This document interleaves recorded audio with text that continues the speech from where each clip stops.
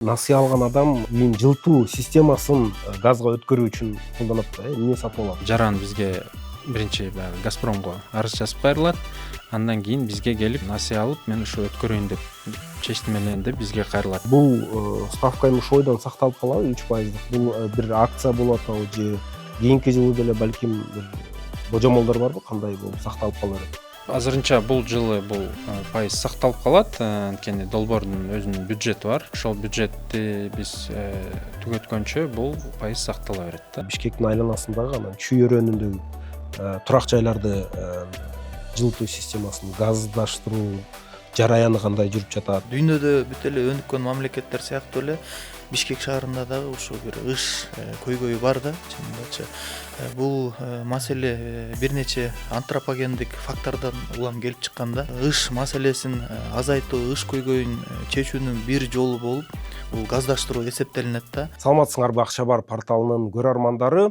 Эгер сиз Бишкекте же Чүй өрөөнүндө жашасаңыз, бүгүнкү биздин подкасттын чыгарылышы сизге айрыкча кызыктуу болушу мүмкүн. Анткени бүгүн биз газдаштыруу темасынын айланасында талкуу кылабыз. Кыш жакындап келатат, аны менен кошо Бишкекте Чүй өрөөнүндө ыш маселеси дагы жакындап келатат. Бирок бул маселени жеке сектор, банктар жана мамлекеттик органдар биргеликте чечүүгө сүңгүп кирип аракет кылып жаткан чак экен. Бүгүн биздин студияда конокто Элдик банктын насыя берүү департаментинин башкы адиси Кутман Азизбеков отурат жана мен сол жагымда экология министрлигинин өкүлү Чыңгызбек Абдумалик уулу отурат. Убакыт берип келип бергениңиздер үчүн чоң рахмат. Мен үчүн дагы сизден баштасак, Кутман мырза, Кыргызстанда 3%дык насыя берилип жатат деген нерсе дагы бир аз мындай таң калыштуу болду. Анткени 3% деген нерсени биз мындай уккан да эмеспиз, көргөн да эмеспиз. Бирок бул ошо жеңилдетилген газдаштырууну жеңилдетилген каржылоо деген долбоордун алкагында Элдик банк тарабынан калкка азыркы күндө жеткиликтүү экен. Бунун негизги максаты эмне жана ошол мурдагы каржылоонун айырмасы неде, мурдагы каржылоо менен түшүндүрүп берсеңиз? Саламатсызбы? Газдаштыруу жеңилдетилген каржылоо 3 программасы, буга чейин 1, анан 2 программасы болгон. Айырмачылыгы газдаштыруу жеңилдетилген каржылоо боюнча биринчи программасында бизде насыянын пайызы 8 жана 12 болчу. Бул деген баягы ошол жашап аткан үйүндүн жанагындай мүлктүн аянтына жараша болчу да. 150 чарчы метрге чейинки үй болсо 8%, андан көп болсо 2%. Бул 23-жылы болгон. 2024 жылы биз экинчи эмесин баштадык, долбоорун. Ал долбоордо болсо биз 8% менен берчүбүз. Бул 3-чү долбоор. Биз ушул жылдын май айынан баштадык. Бул артыкчылыгы 3% менен берилип атат, өтө эле арзан. Анан баягы суммасы болсо 150 000 сомго чейин күрөө койбой эле документтер топтоп келип караштырса болот. Эми эң башкы максаты бул газдаштыруунун жеңилдетилген каржылоо программанын баягы өлкөнүн туруктуу өнүгүүсүнө колдоо жана экология абалды жакшыртуу багытталган, анан жанагы өзүлөрүнүн жашап аткан жашоо тиричилигин оңгайлуулукка да. Анан азыркы убакта биз май айынан баштап бере баштадык. Бүгүнкү күндө биз бир 16 насыя 1 800 000 сомго чейин уже берилдик да бүгүнкү күндө. Мен ойлойм бул абдан баягы жакшы ыңгай продукт.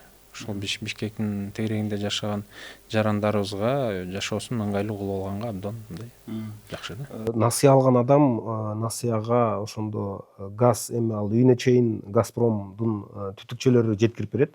Ал эми 150 000 ал үйүн жылытуу системасын газга өткөрүү үчүн колдонот да. Эмне сатып алат ошону? Баягы бизде көптөгөн кишилер жашаган конуштар бар. Ошол конуштарда эгер газ өткөн болсо, жаран бизге биринчи баягы Газпромго арыз жазып кайрылат. Андан кийин бизге келип мындай насыя алып, мен ушу өткөрөйүн деп чечтимелейин деп бизге кайрылат да. Анан бул баягы жылытуучу казандарды, керектөөчү материалдарды ошол баягы кышкы мезгилде үйүндө ыңгайлуу тиричиликке жылуу болуш үчүн ошо газ жылытуу казандарын алганга анан орноштурууга кеткен баягындай эмелер да. Ошол максат калса болот. Азыр бул ставка эми ошол бойдон сакталып калабы 3%? Бул бир акция болуп атабы же кийинки жылы деле балким бир божомолдор барбы, кандай болуп сакталып кала берет? Азырынча бул жылы бул пайыз сакталып калат, анткени долбоордун өзүнүн бюджети бар. Ошол бюджетти биз түгөткөнчө бул пайыз сактала берет да. Биз май айында баштадык. Жайында өзүңөр билесиңер, баягы кишилер эс алууда жүрүп, баягы насыя берүү өтө активдүү болгон жок да. Буюрса мына эс алуулар бүттү, күз мал келип калды, мындан ары активдүү болот деп ишенем. Чыңгызбек мырза, сизге да суроо да, ушул айрыкча биз бурда айта кеткендей Бишкектин айланасындагы анан Чүй өрөөнүндөгү турак жайларды жылытуу системасын газдаштыруу жараяны кандай жүрүп жатат, ийгиликтүү жүрүп жатабы, канча турак жайга газ кошулган, айтып берсеңиз кененирээк. Жакшы суроо бердиңиз. Себеп дегенде баарыбызга белгилүү болгондой күз кыш жылытуу мезгилинде өзгөчө Бишкек шаарында жана башка дүйнөдө бүт эле өнүккөн мамлекеттер сыяктуу эле Бишкек шаарында дагы ушул бир ыш көйгөйү бар да, чынындачы. Бул маселе бир нече антропогендик фактордон улам келип чыккан да. Анан ошол ыш маселесин азайтуу, ыш көйгөйүн чечүүнүн бир жолу болуп, бул газдаштыруу эсептелинет да. Бул боюнча бизде Кыргыз Республикасынын министрлер кабинетинин ушул март айында тескемеси чыкты.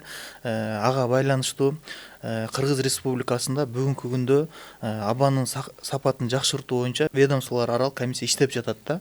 Аталган комиссия бүгүнкү күнгө карата 6 жыйынын өткөрдү.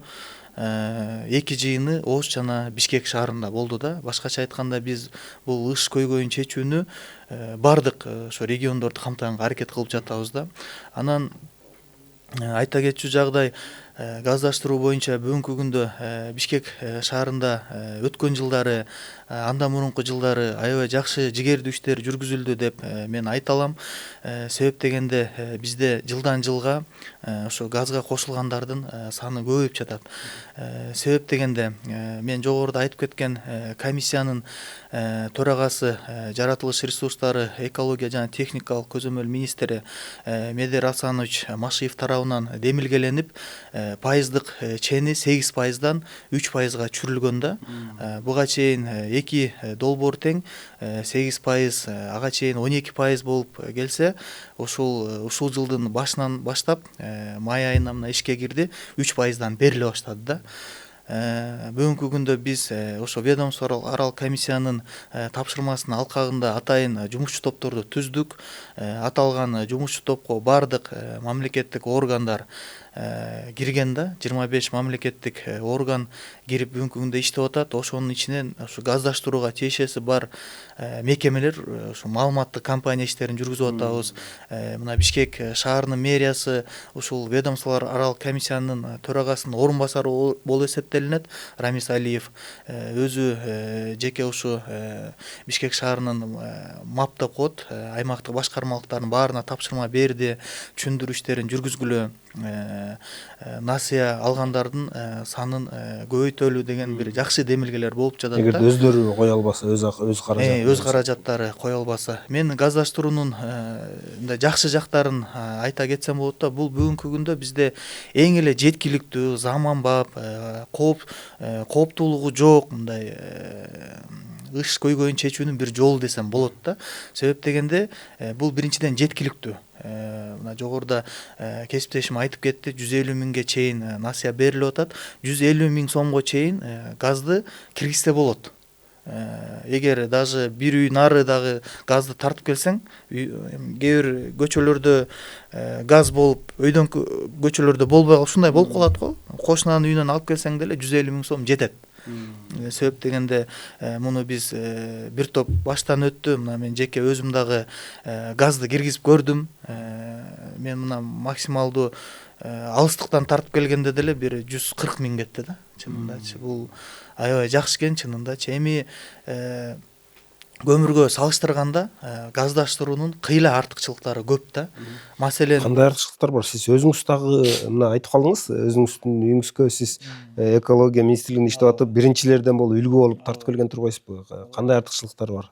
биринчиден көмүрдүн өзүнүн түйшүктөрү көп. Муну мага окшоп жер тамда жашагандар айрыкча жакшы билебиз.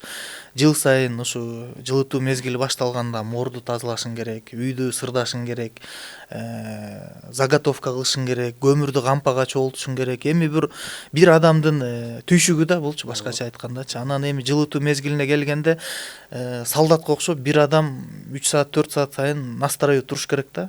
Себеп дегенде гүлүн чыгарышың керек, от чыгарышың керек.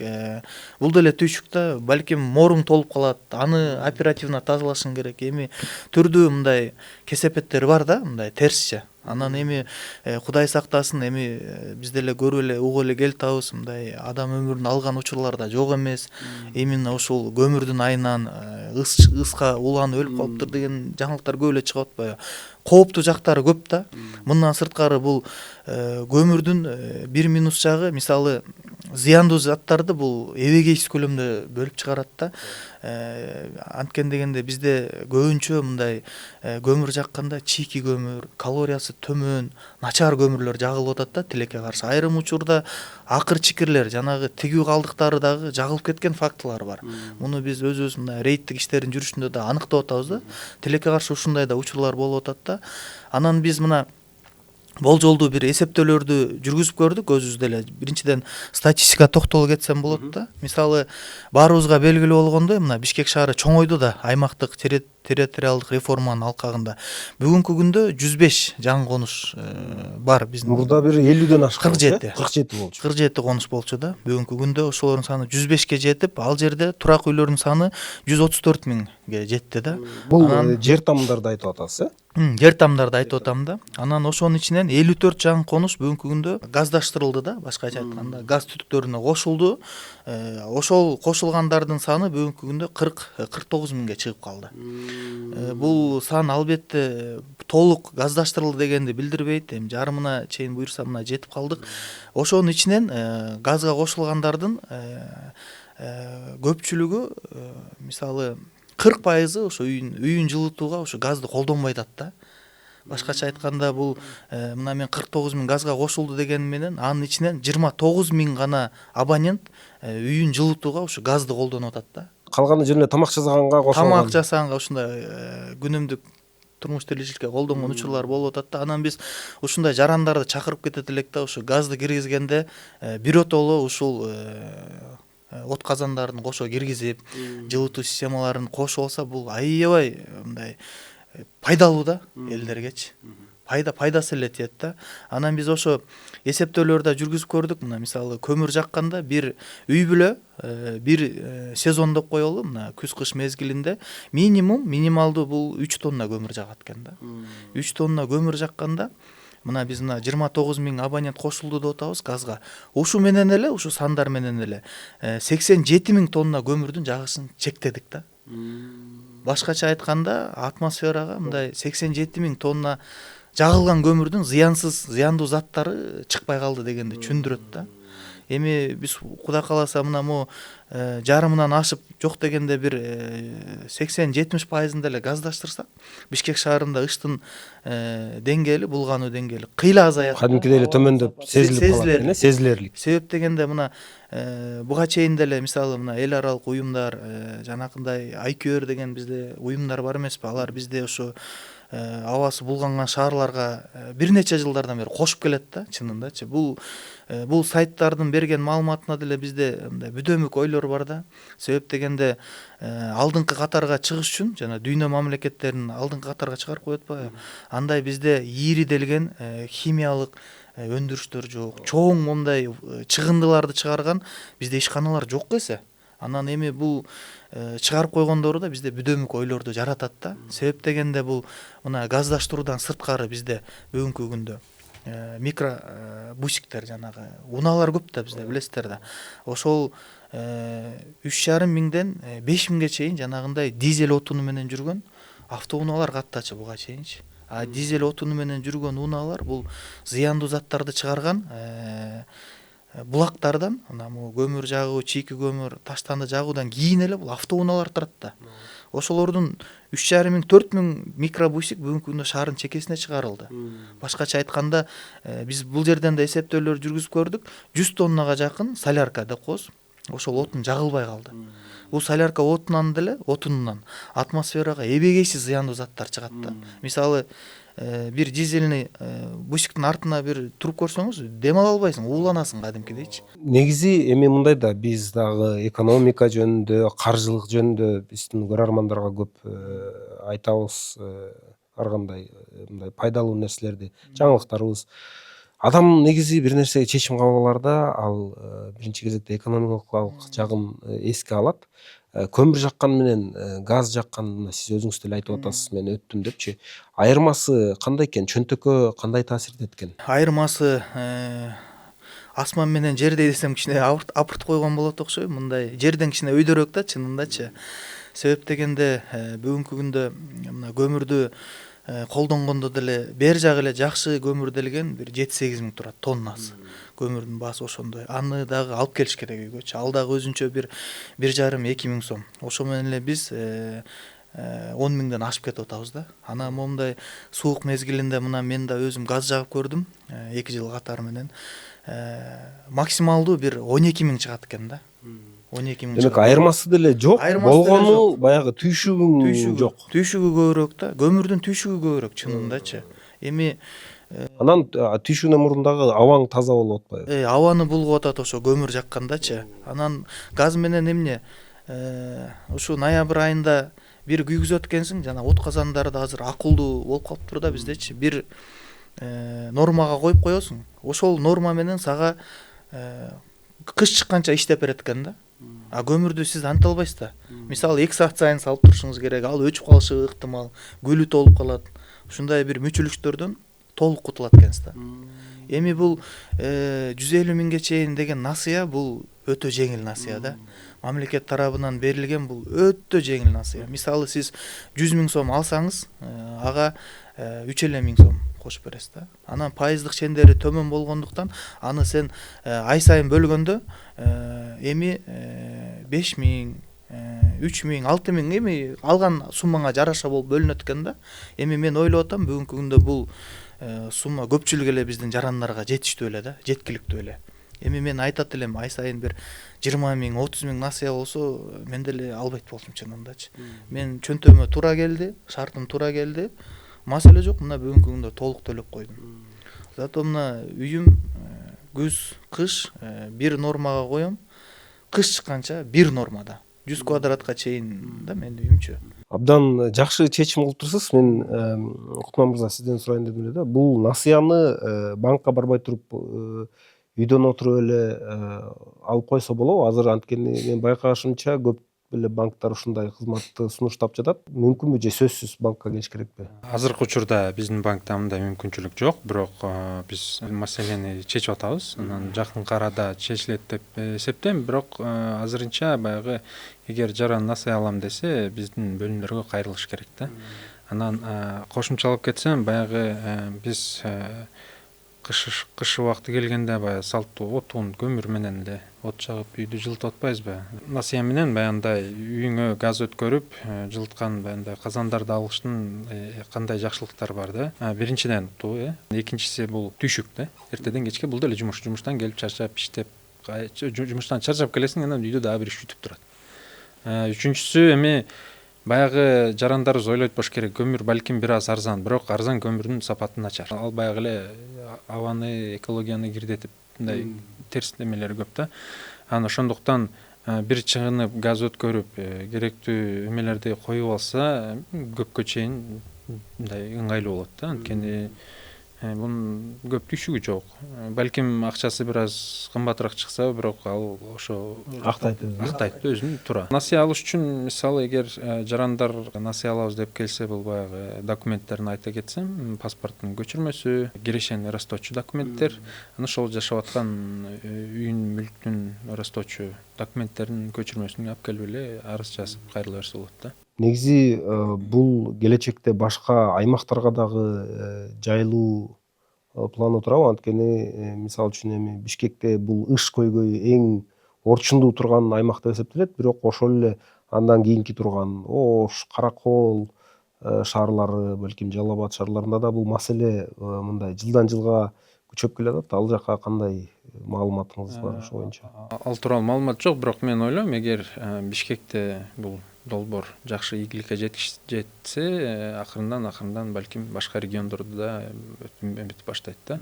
Эми азырынча 105 конуш бар. Эми мындай, эгер мындай санасак, ар бир конушта 100дөн үй болсо эле, кышында кандай деген мындай көмүр жагылат. Ар бир конушта 100дөн үй болсо, ошонун бир 50дөн үйү газга өткөзсө эле жеңил болуп калат шаарда. Анткени эми чынында эле көмүрдүн сапаты төмөн, көмүрдөн сырткары башка нерселерди жагып, биздин шаарыбыздын экологиясы кышында өтө эле орчундуу мындай проблемалардын бири да. Мындай дагы бир суроо, бул чындыгында 3% деген аябай төмөн экен. Анан биздин керектөөчү баягы кредиттер, насыялар негизинен бир, мен жаңылышпасам, эң эле минималдуу деген 16%дан баштап өйдө кетет эмеспи? Анан муну максаттуу пайдаланууну банк кантип көзөмөлдөйт? Эми сиздерге документтерин алып келип туруп 3% менен алып башка жака иштетип аткан кантип көзөмөлдөйсүздөр? Ошол жөнүндө бир аз. Жакшы суроо. Насыяны болсо алгандан кийин 1 ай 2 айдын тегерегинде ошо насыя берген адис ошол жарандын үйүнө чыгып, баягындай акчаны каяка багыттаганын текшерип, анан эң башкысы Газпромдон баягы маалым катын алып келип көрсөтүш керек да. Мына ушул жаран кошулду, биз ушул жаранды кош бердик деген Газпром өзү маалым кат жазып берет да.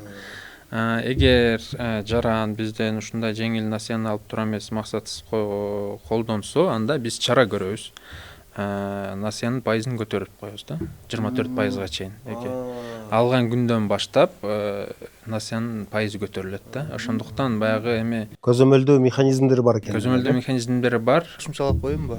Көзөмөл боюнчачы эми банк эч качан жөн эле акчаны берип койбойт экен да, биринчиденчи. Мисалы баштапкы процедурада, мисалы сен ниет кылып атасың да, ошондо сен документтерди чогултканда биринчи ала турган жабдыктарыңды тастыктоочу сен чектерди, ошолордун документтерин алып барат экенсиң. Ошолордун баарын чогултуп, бир комплект кылып, мына трубага момча акча кетет экен деп эсептеп берет экен, жанагы монтажникте окуйт экен, ошолор эсептеп берет. Момча кетет, от казаныңдын чегин алып барасың, муну алып барасың, анан банк ошого жараша эсептеп берет экен. Ал жок, бербейт экен да. Анан кесиптешим айткандай, эң аягында баары бүткөндөн кийин дагы бир отчет берет экенсиң. Тастыктоочу да, жана сиз айткан чынында кошулду, чынында эме болду дегенчи. Ошондон кийин гана ошо бул процесс бүтөт экен да. Ал мындай жөн эле барганда эле мен 150 000 сом берип коет экен деген ал неме да. Баягы жаран бизге насыяга кайрылганда биз болжол менен смета түзүп келгиле дейбиз. Кандай иштер болот депчи. Анан мен айтып кетет элем дагы, мисалы бизде жарандар башка банктан мындай жогору пайыз менен насыя алып өткөргөн болсо, бизге кайрылып ошол насыясын мындай рефинансирование деп коет, кайтарып ала алабыз да, мүмкүнчүлүк бар. Эгер мисалы азыр биздин жаран баягы бул продуктты билбей башка банктан керектөөчү насыяны 24% менен алып алса, анан үйүнө газ өткөрсө, анын баягындай тастыктоочу эмелери бар да, документтери. Бул жерден мындай алгам, бул жерден керектөөчү материалдарды алгам депчи. Ошолорду алып келип көрсөтсө, биз ошол кредит, ошол насыяны жапканга деле бере беребиз. Жакшы экен, рефинансирование мүмкүнчүлүгү бар экен. Анткени чындап эле мындай суроодо эмне себептен банк ушундай экологиялык мааниге ээ болгон долбоорлорго катышат? Бул деген эми акыркы убакта баягы бүткүл өлкөнүн, мамлекетибиздин багыты экологияны сактоо. Азыркы Бишкек эле эмес, бүт Кыргызстан бою Жашыл экономика жашыл экономика өтүү. Анан биздин банкта жашыл насыянын толук мындай линейкасы бар да. Бул жеңилдетилген газдаштыруу, бул бир кичине эле бөлүгү болуп эсептелет. Андан сырткары бизде андай автоунаага, жашыл автоунааларга беребиз. Үйдү жылуулатууга насыя беребиз. Ошондуктан бул баягы бирден бир эле бөлүгү мындан сырткары дагы көптөгөн баягы экологияны сактап калуу үчүн жашыл багытталган жашыл долбоор бар көп да биздин багта. Мен кошумчалап кетейин ушу сурооңузга. Бизде жаратылыш ресурстары, экология жана техникалык көзөмөл министрлиги ошол биздин өлкөбүздөгү айлана чөйрөнү коргоо, ошол эле атмосфералык абанын сапатын жакшыртуу боюнча бирдиктүү саясатты ошол биздин министрлик жүргүзөт да.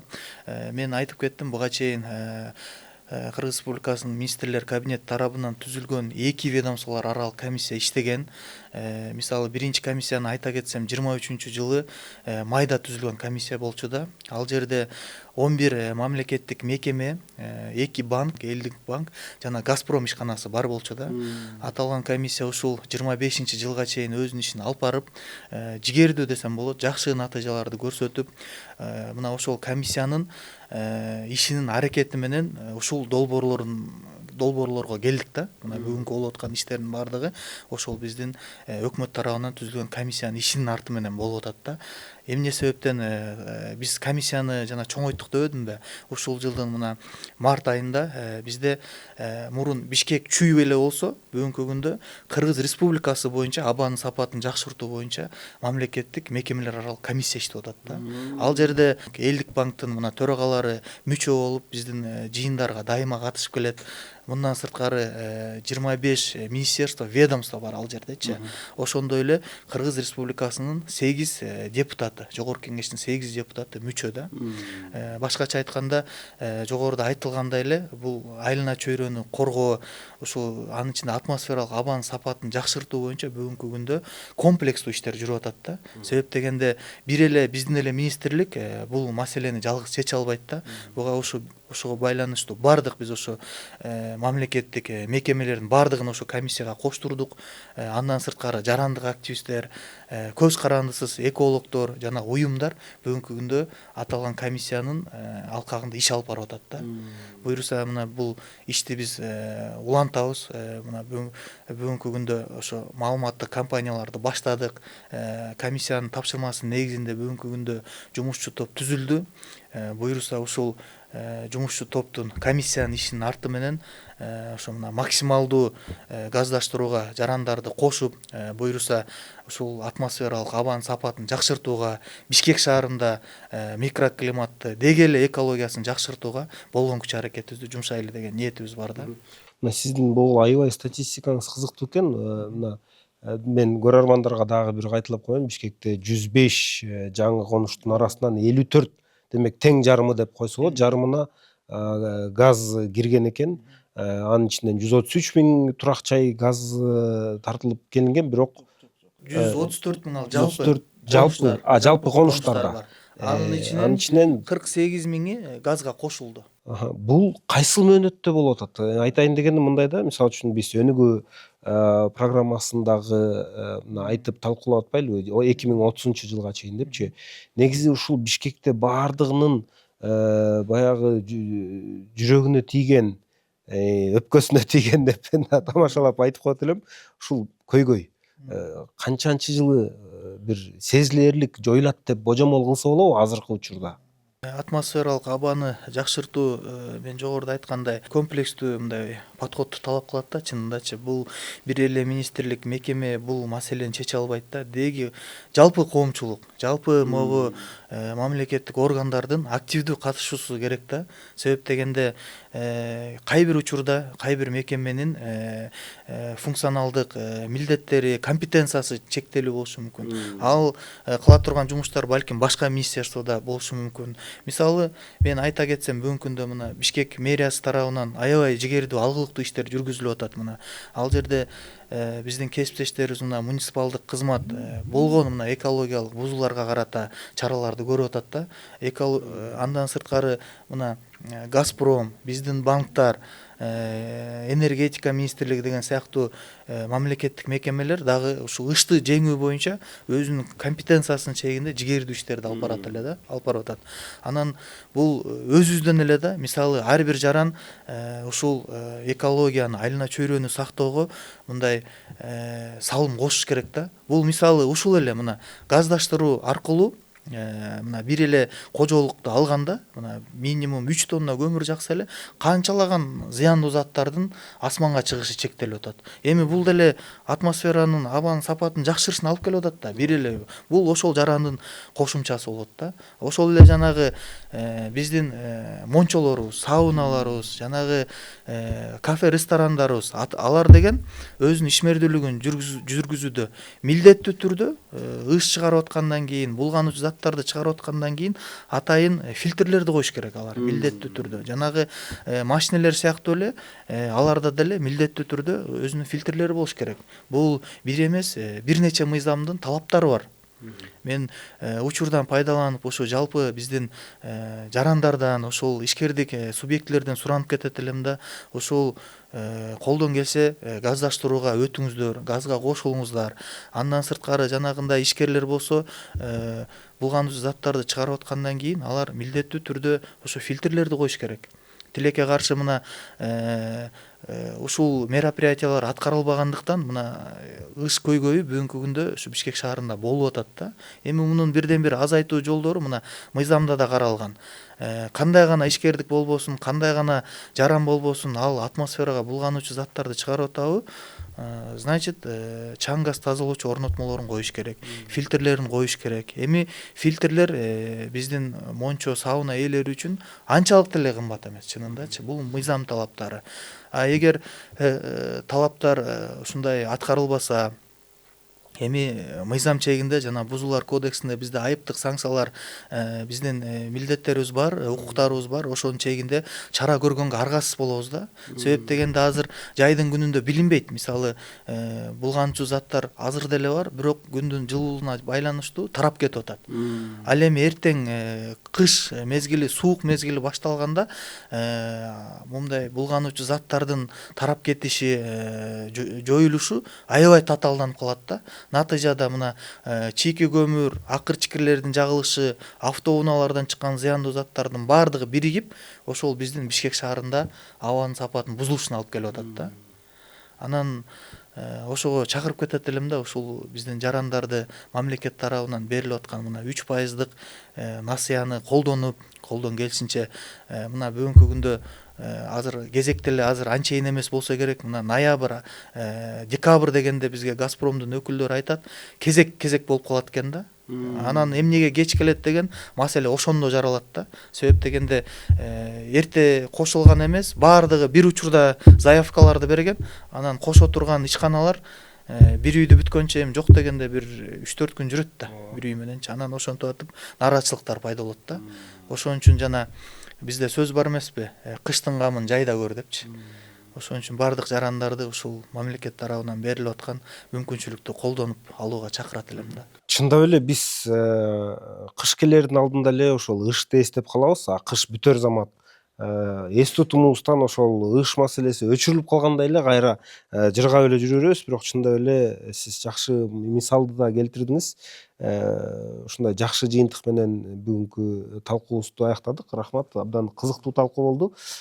Мен дагы биздин көрүп аткан көрөрмандарга, биздин катталуучуларга дагы айта кетет элем, чындап эле эгерде сиз башында айткандай Бишкектеги ушул Чыңгызбек мырза айтып кеткен 54 конуштун тургуну болсоңуз, сиздин жаңы конушка газ түтүкчөлөрү өткөрүлүп калган болсо, анда сөзсүз түрдө ушул газдаштыруу маселесин ойлонуп көрүңүз. Жөн эле ойлонбостон ага карата бир аракет кылып баштасаңыз болот. Мына бул жактан өмүрүндө мен укпаган 3%дык насыяларды берүүгө бир эмес 2 мамлекеттик банк даяр турат.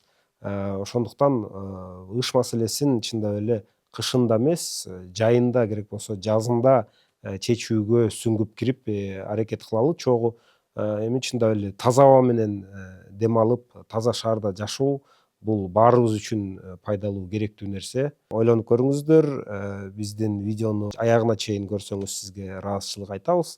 Саламатта калыңыздар.